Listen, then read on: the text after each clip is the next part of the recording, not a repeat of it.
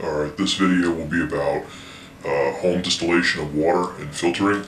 Before I start, I want to recommend a couple quick videos. One's called The Journey of Water, and the second one is called The Great Culling. I'm going to link to both of these videos in the video description at the bottom. Both of these documentaries are very well made, and they cover a lot of the stuff that is put in our water. And this is originally what got me into the concept of distilling my own home drinking water and to start filtering it myself to see what I could pull out of it. So I recommend those. Watch those first. It'll answer a lot of questions.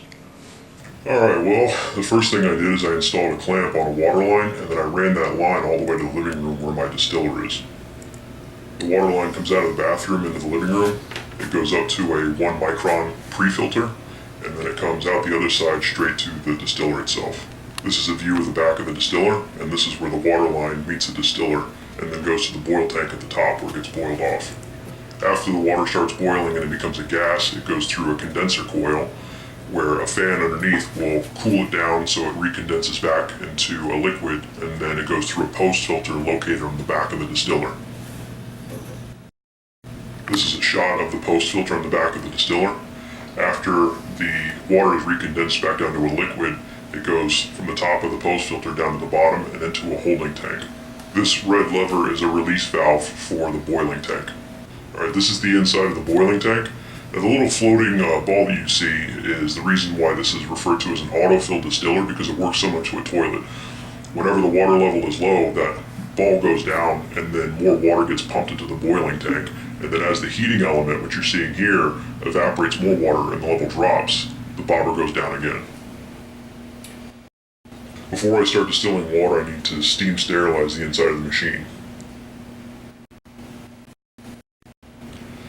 First, I remove the post filter.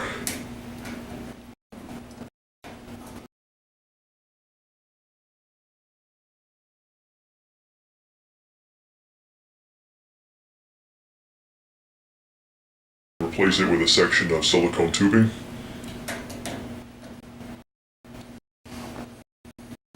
This allows the steam to move throughout the machine, cleaning the inside.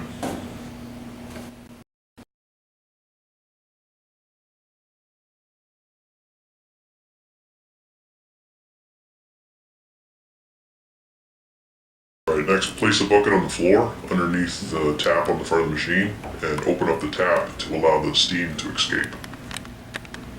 And then on the top of the machine, I switch the setting from distill to sterilize, and then I turn on the power.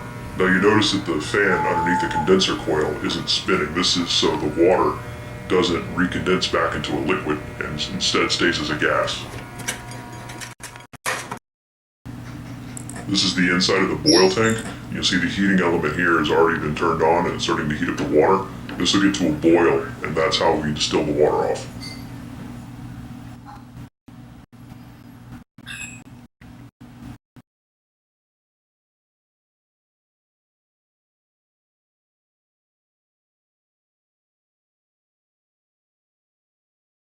The steam is coming out of the tap on the front of the machine, which means it's passed all the way through all the different components and parts that it's going to touch.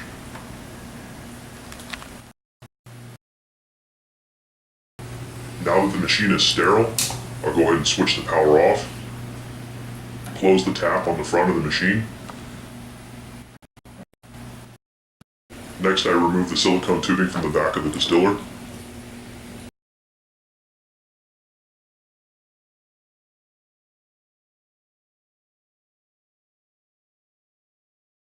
Place the post filter on the back, making sure that the connections are snug.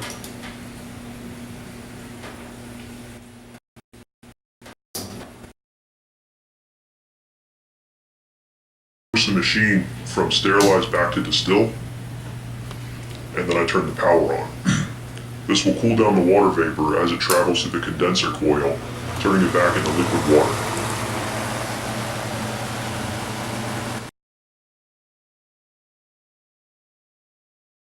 This is food-safe iodine.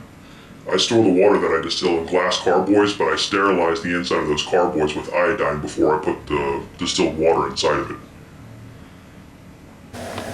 Now, when I originally purchased this distiller, it came with this drive pump that was originally mounted on the back of it. And how this would work is This pump had a bunch of outlets attached to it, and the purpose was so you can have this distiller in, say, a basement, and you could pump water anywhere in the house, like a separate tap next to your sink, or even to an ice maker on a refrigerator. After about a few hours, you should see some water in this window here. Then all I have to do from here is take the cork out of my carboy, put it in a funnel, and then open up the tap on the front of the distiller.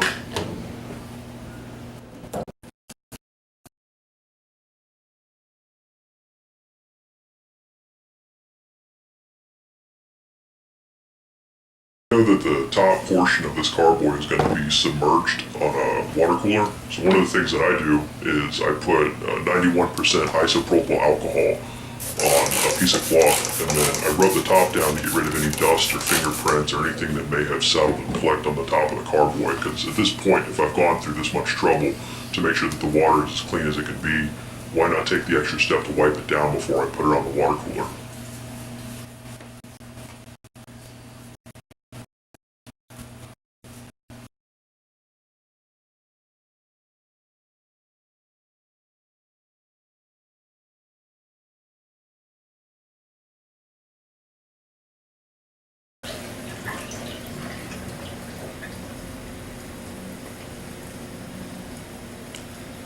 I've seen enough.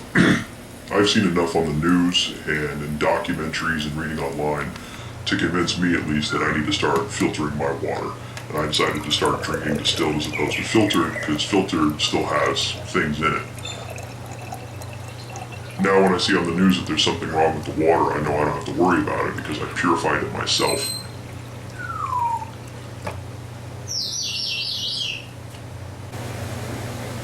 It's nice to know that there's nothing in this cup except for hydrogen and oxygen, and I know that for a fact because I pulled everything out myself. I feel like that's the only way that I can guarantee that it's just water.